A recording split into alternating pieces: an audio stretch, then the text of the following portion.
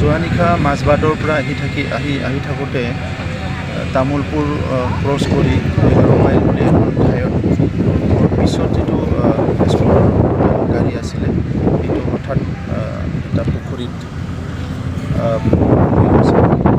Accident কৰিলে। তাত গোটেইকেইজনেই injury হৈছে, কিন্তু এজন যোৱাকালি হঠাৎ হস্পিটেলত ঢুকাইছে।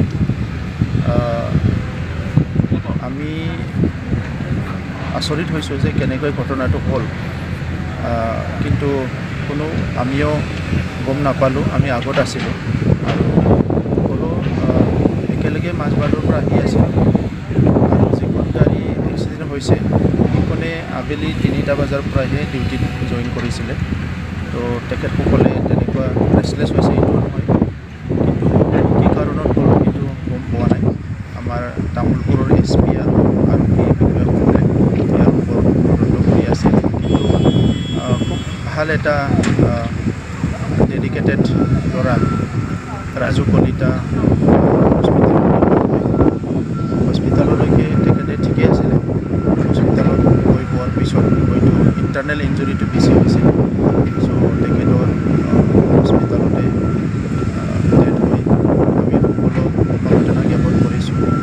আৰু আমাৰ কাৰণে বহুত এটা দুখদায়ক এটা এইটো এক্সিডেণ্ট। যোৱা প্ৰায় 2টা বছৰ একেলগে আছিলোঁ আৰু খুব এনি টাইম আমি ক্ল'জলি মানে তামচা ফূৰ্তি কৰি থাকি কথা বাৰ্তা পাতি থাকোঁ।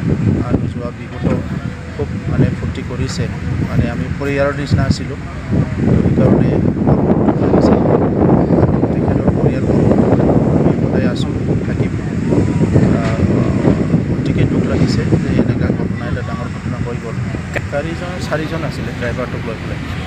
হয়তো টোপনি গৈছিল নেকি, তেনেকুৱাও হ'ব পাৰে, কিন্তু এতিয়ালৈকে গম পোৱা নাই। ড্ৰাইভাৰজন যেতিয়া অলপ ষ্টেবল হ'ব তেতিয়া আমি গোটেই কথাটো গম পাম।